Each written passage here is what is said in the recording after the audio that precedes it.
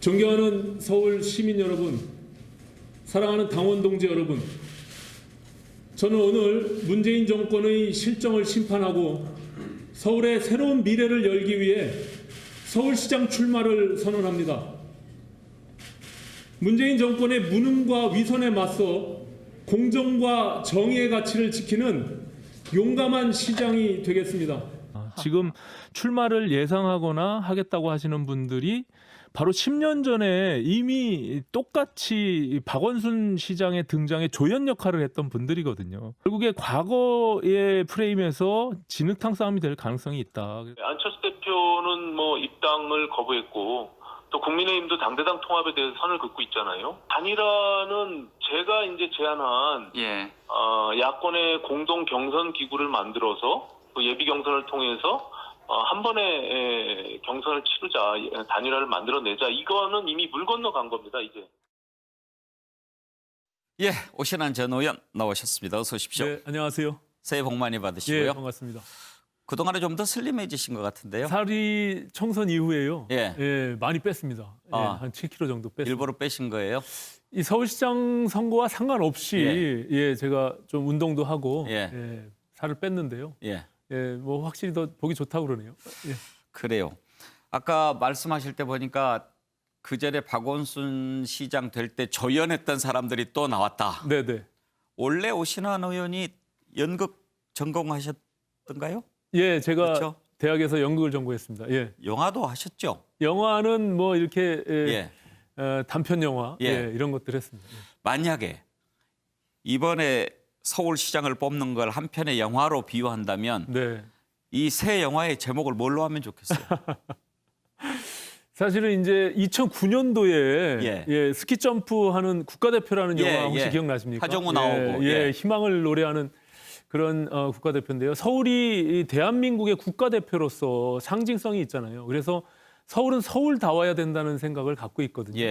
그런 의미로 좌절을 이겨내고 세계의 여러 도시들과 당당히 경쟁하는 미래도시 서울, 희망을 그리는 서울, 그런 의미의 네이밍으로 영화를 만들면 좋지 않을까. 희망을 그리는. 내가 새로운 희망이 될 수 있다 이런 생각을 하신 겁니까? 네, 물론입니다. 어떤 희망을 보여주실 수 있습니까? 저는 여러 번 말씀드렸지만 이번 선거가요, 이 과거 10년 전으로 돌아가는 선거여서는 안 된다. 시민들은 새로운 서울을 그리고 있는데 다시 시계바늘을 거꾸로 돌리게 되면 과거의 무상급식부터 얘기해야 되는 진흙탕 싸움이 될 수밖에 없기 때문에 저는 서울의 새로운 변화와 또 야권의 혁신을 위해서라도 참신하고 확장성 있는 저와 같은 인물이 그 역할을 해야 된다 이렇게 생각합니다. 참신, 확장성까지는 제가 잘 모르겠습니다만 참신은 일단 해당이 될 것 같고요. 만약에 서울시장이 되신다고 하면 민선에서는 최연소가 되겠죠? 예전에 오세훈 시장이요. 40대 중반에 그랬나요? 2006년도에 서울시장이 됐습니다. 그렇구나. 저는 이미 이제 70년대생 이후긴 하지만 97세대로서 지금 현재 국민의힘 후보 중에서는 가장 최연소가 되겠죠. 그렇군요. 자, 지금 이제 야권 후보가 되실 거 아닙니까? 네네. 야권 후보 중에서 어떤 분하고 내가 이렇게 겨루면 내 장점이 가장 잘 돋보이고 내 비전이 가장 잘 드러날 수 있을 것 같으세요? 저는 모든 지금 야권의 전체로 따지면 국민의힘의 10분, 또 안철수, 금태섭 후보 정도까지 합치면 12분 정도가 되는데요. 저는 모든 분들이 다 장점을 갖고 있다고 생각합니다. 하지만 이제 제가 가질 수 있는 장점이라고 한다면 아까 말씀드린 이번에 선거의 키워드라고 할 수 있는 중도 확장성, 또 개혁성, 또 시민들과 함께하는 공감의 소통 능력, 이런 것들이 굉장히 중요한 키워드가 될 수 있을 것 같은데요. 저는 다른 586보다는 상대적으로 그런 장점을 압도하고 있다 이렇게 생각을 하고 있습니다. 공약에서도 보면 알겠지만 이미 다른 후보들은 무조건 그냥 집을 짓는다, 많이 집을 짓겠다라고만 얘기하는데 거기서 우리가 부동산 문제에 접근해야 될 가장 중요한 사람의 문제가 빠져 있거든요. 그래서 저는 우리가 바라봐야 될 무주택 서민들, 또 청년들, 또 전세 난민들에게 어떻게 주거 사다리를 만들어 드릴 수 있을까에 대한 고민으로 제가 제안한 환매 조건부 반값 아파트.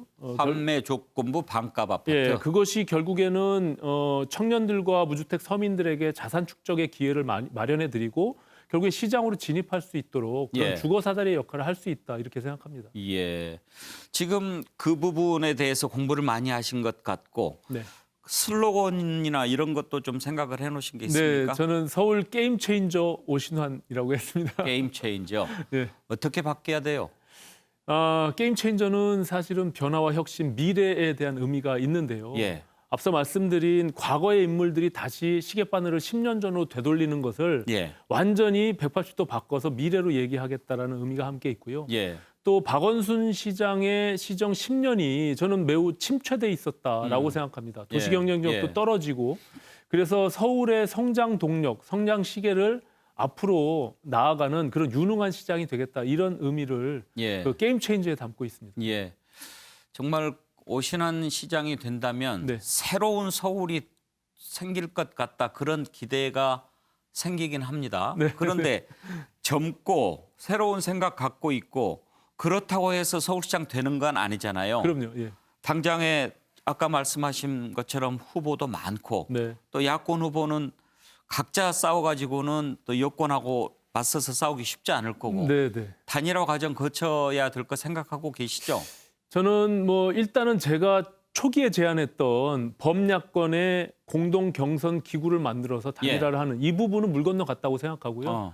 저는 이제 국민의힘에 제대로 된 후보를 뽑고 2차적으로 이제 안철수 대표와 단일화하는 과정이 한 번의 기회를 남아 있을 수 있다라고 생각하는데 저는 국민의힘의 후보가 당선이 만들어졌을 때의 여론조사가 굉장히 많은 변수를 가질 수 있다 이렇게 생각하거든요. 그러니까 시민들이 단일화에 대한 요구가 그때도 계속 있다면 저는 어느 쪽도 그것을 거부하기는 굉장히 어렵다라고 생각하고요. 다만 3자 구도에서도 국민의힘이 이길 수 있다. 안철수 대표의 지지율이 빠질 수 있는 가능성이 있거든요. 그렇게 된다면 새로운 또 변수가 생길 수 있다 이렇게 생각하거든요. 그렇기 때문에 현재로서는 국민의힘의 후보를 누구를 선택할 것인지 거기서 정책 경쟁과 비전의 경쟁들을 가지고 정말 서울 시민들이 요구하는 그런 좋은 후보를 만들어내는 것이 우선돼야 된다 이렇게 생각합니다.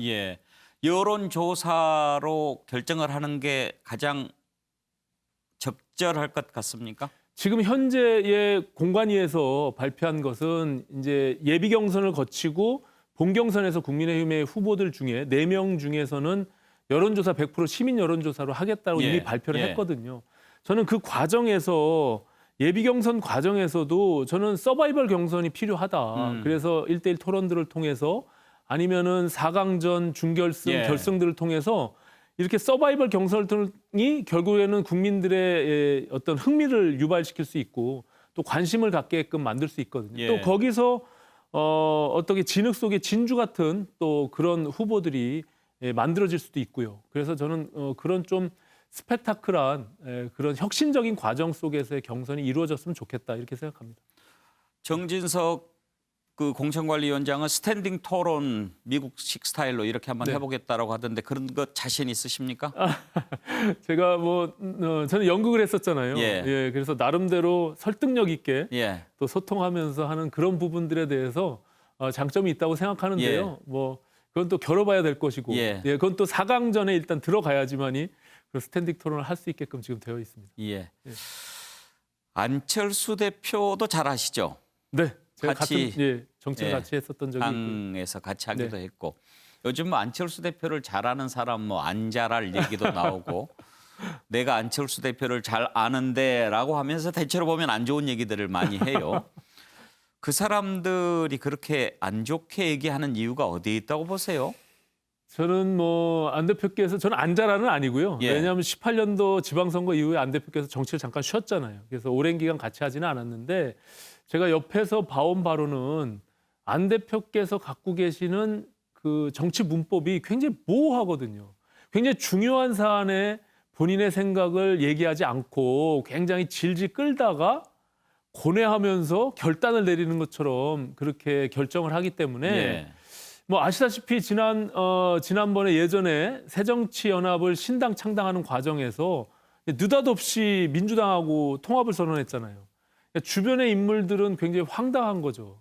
그런 측면에서 사람들이 다소 안 대표와 같이 했던 분들이 이거 좀 섭섭하다. 거기서 예. 오해가 생기는 그런 문제가 있는 것 같습니다. 예.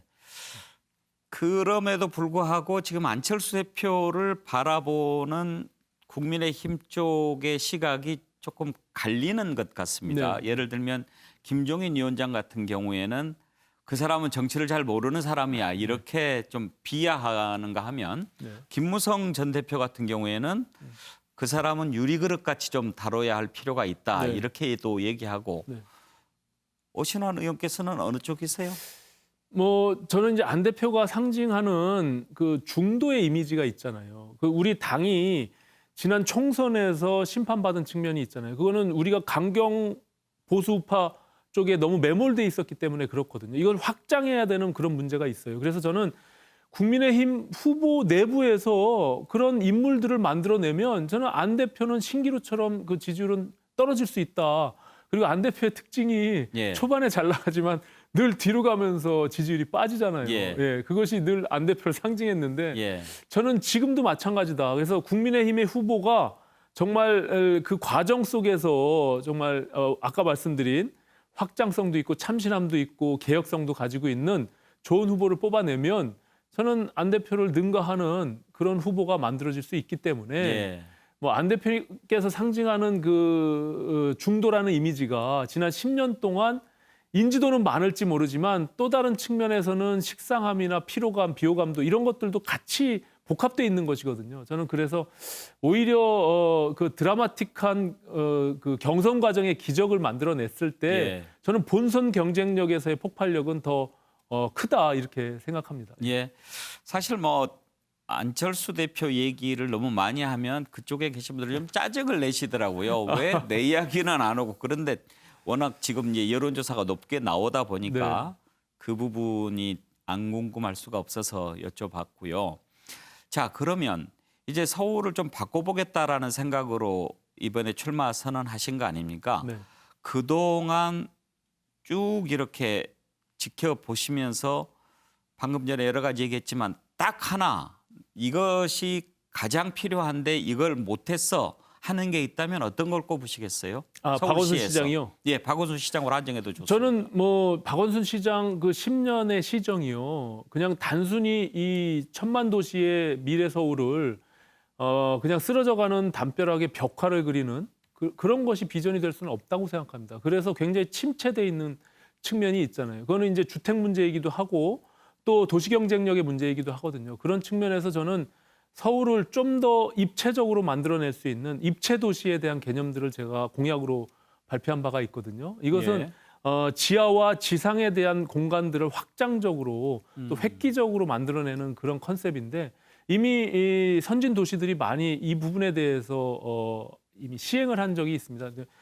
프랑스의 라데팡스나 도쿄의 도라논먼스 힐스라고 하는 이런 곳에서 지하 도로와 지상의 공간들을 확장하는 그런 입체도시 개념들이 있어요. 또 박원순 시장께서도 이 부분을 18년도에 마스터 플랜을 만든 그런 것이 있거든요. 그래서 저는 이 부분을 좀 더 구체화하고 확장해서 서울의 미래 경쟁력을 만들어내는 컨셉으로 하고자 합니다. 예. 입체 도시. 네네. 그리고 아까 사람이 있는 부분을 얘기하셨잖아요. 네.